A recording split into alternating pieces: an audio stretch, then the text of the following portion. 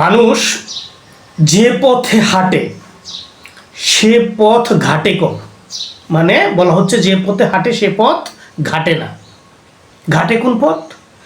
সম্মুখে কি আছে, কোন পথটা তার সামনে আছে, সে পথটা সে ঘাটাঘাটি করে বেশি। সে পথটা কেমন হতে পারে বা ভালো হওয়া চাই, এই অর্থে এই কথাটার বিষয় একটু যদি বুঝতে চাই আমরা এইভাবে, পৃথিবীতে মানুষ মক্কা মদিনা যাইতে, একটা জাতি মক্কা মদিনা যাওয়ার জন্য উদ্গ্রীব, যাওয়ার জন্য প্রস্তুত, যায়ও, সময় সুযোগ পেলেই যায়। একটা জাতি মক্কা মদিনা যাইতে প্রস্তুত বা যাওয়ার জন্য উদ্গ্রীব। এমন একটা জাতি আছে যারা গয়া কাশি যেতে উদ্যোগী, গয়া কাশি যাবে বিশাল আনন্দ ফুর্তি উৎফুল্ল হয়ে। কিসের জন্য যাবে? পুণ্য অর্জনের জন্য যাবে। কিসের জন্য যাবে? মুক্তির জন্য যাবে, মুক্তি লাভ করার জন্য যাবে। বিষয়টা এরকম কিনা? যাতে তার আত্মমুক্তি হয়, বিশেষ করে পরকালীন মুক্তি হয়, সে একটা শান্তি পায়। এরকমই তো এই যে উদ্দেশিত মক্কা মদিনা যায়, উদ্দেশিত গয়া কাশি যায় নাকি, বা অন্যান্য জাতি আরও যা তীর্থস্থান আছে সেখানে যায়। উদ্দেশ্য এরকম। দেখুন, যে উদ্দেশ্যে সে ঘর ছাড়তে রাজি, অর্থ খরচ করতে রাজি, সম্পদ নষ্ট করতে রাজি, যে উদ্দেশ্যে, এটাকে সহজ করা যায় কিভাবে? এই মানুষগুলো, যে মানুষগুলোর কথা বললাম, এই মানুষগুলোই সে তার স্ত্রীর সাথে ভালো ব্যবহার শিখে না।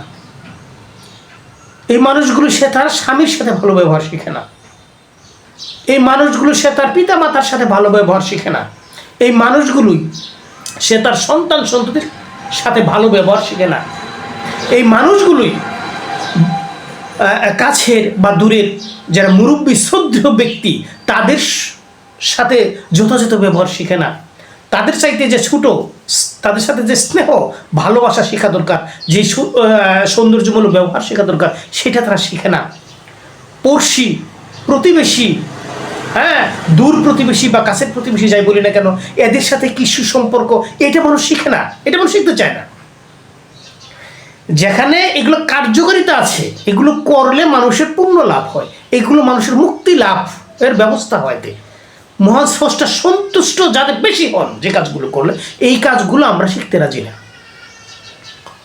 এগুলো কাজগুলো কি আমরা শিখতে রাজি না? এখানে অর্থ সম্পদ কম খরচ করলে চলে, আপনার ওই শারীরিক সক্ষমতা কম, শক্তি কম খরচ করলে চলে, এগুলো আমরা শিখতে রাজি না।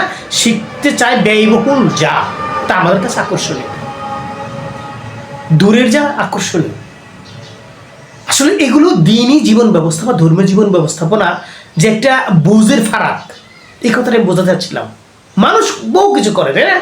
কিন্তু যে কাজগুলো করা দরকার আমার ঘরে, যে কাজগুলো করা দরকার আমার চলার পথে, রাস্তায়, যে সৌন্দর্য, যে শালীনতা বোঝ, যে সমমানের যে অব্যবস্থাপনাটা, শান্তির শৃঙ্খলার সহিত জীবনযাপন, চলাফেরা, ওঠা বসা একের সাথে অপরে, এই জিনিসগুলো আমরা শিখতে রাজি না। বিষয়টা এরকম কিনা? আমরা এভাবে চলছি কিনা?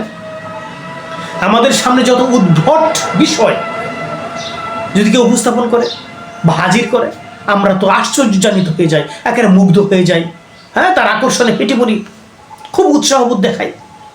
কিন্তু সহজ বিষয়, আমি যে কথাগুলো বললাম, আমাদের চলাফেরা, ওঠা বসা, যে সহজ বিষয়গুলো আছে, এর যথাযথতা শিখা, এর সঠিক প্রয়োগ করা, সঠিক ব্যবস্থাপনার অধীন নিজে চলা, অপরকে চালানো, এই ব্যবস্থাগুলো যদি শৃঙ্খলার সহিত হতো, শালীনতার সহিত হতো, আমি যে কথাগুলো উল্লেখ করেছি, আপনারা একটু মনে মনে খেয়াল করুন, যদি এইটা সঠিকভাবে আমরা করতে পারতাম এর ব্যবহার, তাহলে সমাজ সামাজিকতা, ঘর বলেন আর সমাজ সামাজিক বলেন, দেশ বলেন আর রাষ্ট্র বলেন আর আন্তর্জাতিক বলেন, কত সুন্দর হতো, কত শৃঙ্খল, কত শান্তিপূর্ণ হতো। আপনারা একটু বিবেচনা করুন, আপনারাই বিবেচনা করুন।